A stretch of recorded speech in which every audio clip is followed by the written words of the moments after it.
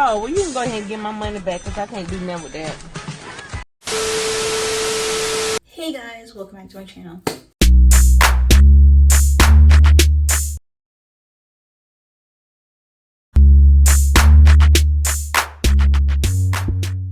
If you don't know who's B, it's a girl Kai B coming at you with a new video. So today we're going to be talking about Love is Blind Season 8, Episode 14, or the reunion episode. So let's get right into the video because the reunion was probably the most interesting part of the season. Let's get right into it. So everybody gets to the reunion. Basically, everybody who basically had some type of storyline on this season was at the reunion. So we first talked about Taylor and Daniel. They're the only couple that got married on this show, on this season especially. So, you know, they talked about them, basically showed you a montage of their life, basically being married for a year, pictures, whatever.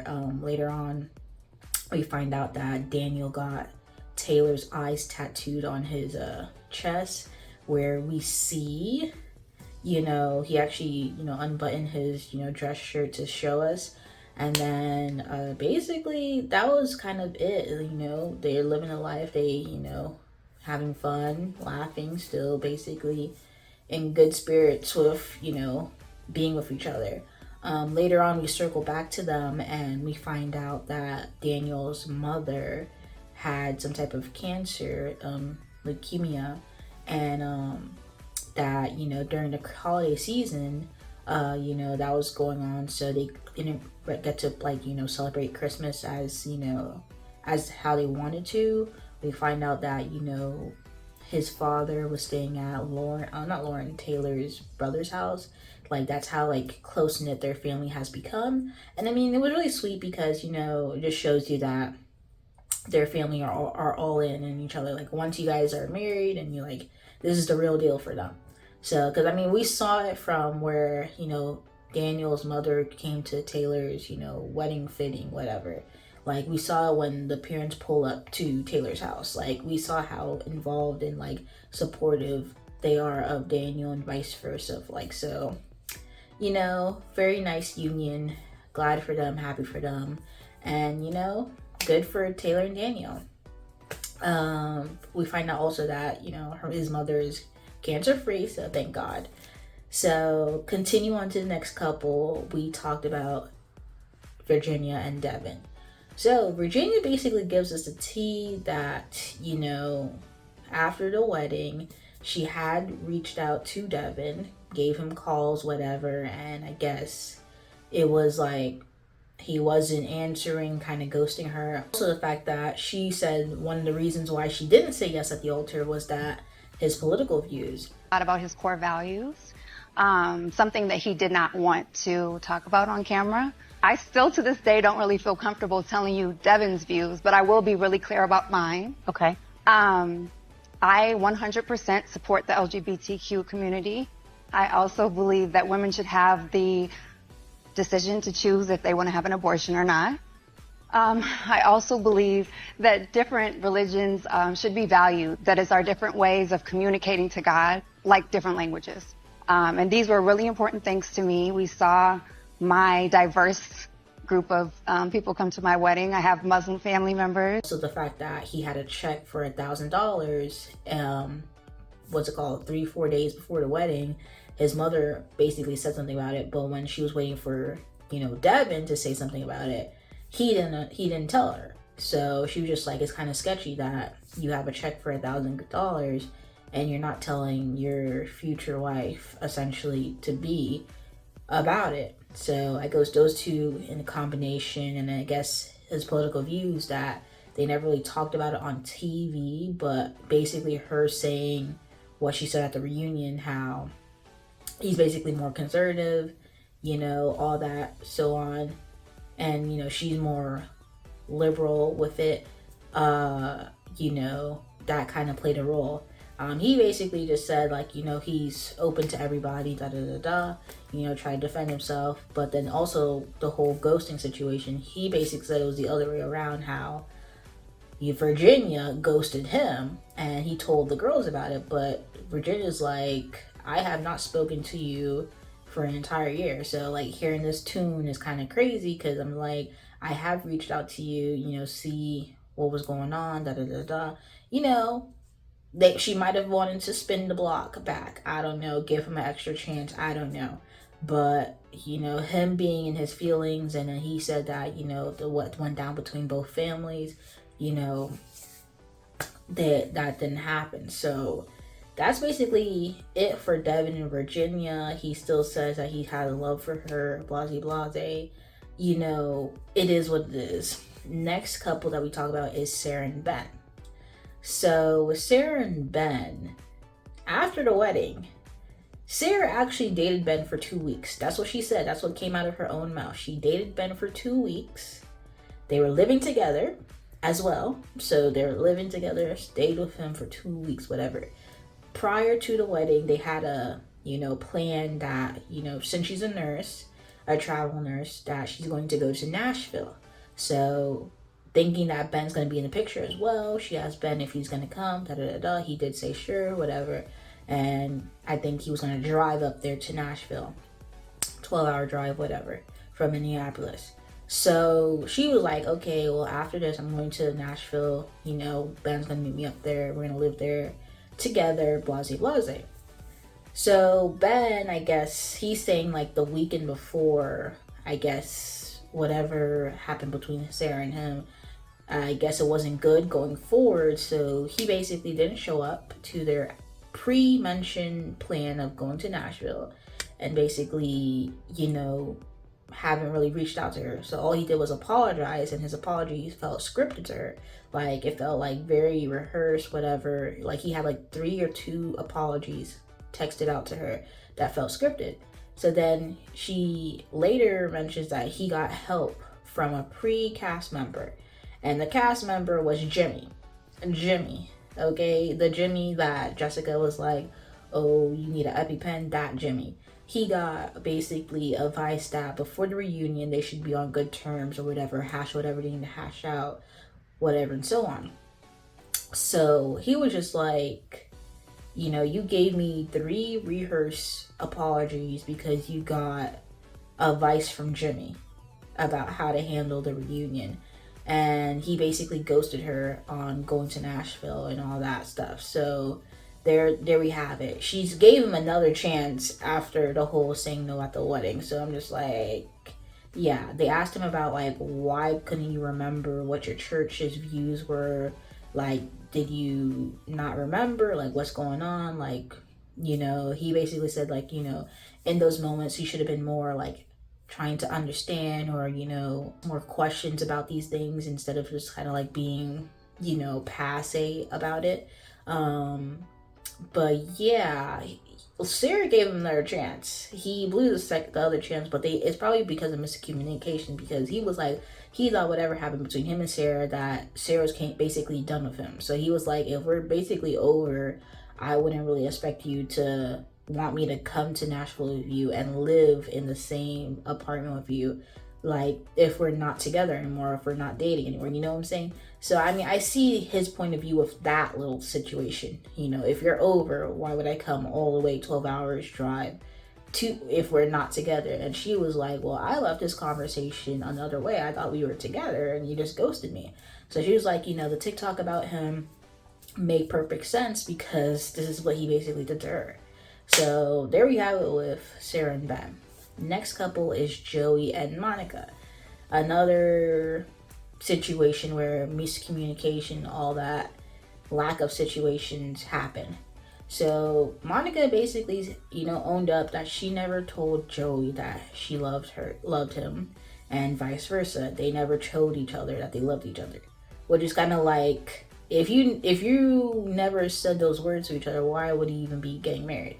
I was like, when she was in the getting ready for her wedding, and she's basically saying like, you know, they're still working on the affectionateness, you know, being affectionate with each other and all that stuff. And I'm just like, I understand you're working, but if you're not even 100% or like at a point that you're comfortable about it, and you still have to like tell him or something like that, it's kind of not ideal to be getting married at this point. So she was like, she feels foolish because he's over here, you know, having fun and jumping around with his friends, and she's over here, worried. And she's like, watching it back, it just seems like he never cared about her in a romantic way. So Joey, he basically was like, whatever happened with her sister, like how they did with the first meeting, basically kind of put them off because, he was like, family's important to him. He has sisters of his own, and he's very close with them. And so if like his sister said something, he probably would have been like a Dave in the situation where like, oh, my sister said this, I'm not gonna, be with you or whatever. So they were like, well, you can't really use that as an excuse. Can't really just put the blame on the sister, because Monica is basically saying that he wasn't really affectionate with her, didn't really try, didn't really do much with her. It was kind of like, they're good friends, they're good buddies, but nothing more, nothing romantic. And then we also find out that he also, I think when they came to the lodges, when the pod people came to the lodges, he reached out to Madison and was like, oh, something about pink hair. And he was like, well, yeah, I dated Madison in the pod, so I was just reaching out to people and da-da-da. So Madison was just like, well, yeah, he reached out to me, but he said something about like, oh, like, I wish you can talk more or whatever. Something like that after the fact, which is like, they were still together, still engaged, and him like reaching out and saying like, I wish you can talk more, or, something like that along those lines, felt a little bit disrespectful. And Monica was like, if I knew that prior, I would have stopped the wedding, I would have stopped the whole relationship if I knew you were reaching out to Madison during these times. So he was just like, oh, I'm just reaching out to her as a friend, nothing more, nothing less. Like, he's not attracted to Madison, whatever. Anyways, with that being said, Monica, she feels very, I guess, played by Joey in terms of like, he never really cared for her at all. Joey just basically says that, he probably needs to learn more and, being in a relationship guy. But, yeah, it didn't look good. Like, they left the altar nice and friendly, but yeah, she could care less about Joey at this point in time. So there we have it. Then we come to Lauren and Dave. And basically with the Lauren and Dave situation, Dave basically regrets how he treated Lauren in the situation. Basically 100% regrets it. Because he basically said the guy that Lauren was with basically tried to reach out to him before the reunion to try like the whole situation again. And he was telling me about this, and I should have trusted you or believed you when I had the chance. They asked him if Lauren's the one that got away. She said yes. He said yes. All that so forth. He was like, his friends, basically also kind of like regret, believing what that guy said, but they find out the truth that the guy was, messed up. The sister, he basically said his sister, wasn't budging on meeting Lauren because of what she was hearing.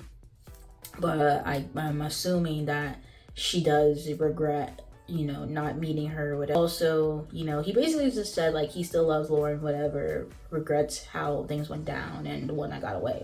Lauren's just basically saying like, I got clarity, the week after, like, although I'm hearing all these good things and stuff from you, it's just like, I don't know if I want to go back into that same situation. So she's just kind of like, I thank you, I appreciate it, all that, I already knew I was telling the truth. I already knew, nothing more happened than what your friends and this guy was saying, but, you didn't believe me, you didn't defend me, so it's kind of like, thank you for finally, acknowledging that I was telling the truth, but you can keep it. But I mean, we don't know. They might circle the block. We don't know. It's been a year since it happened. He's still single. She's still assumingly single.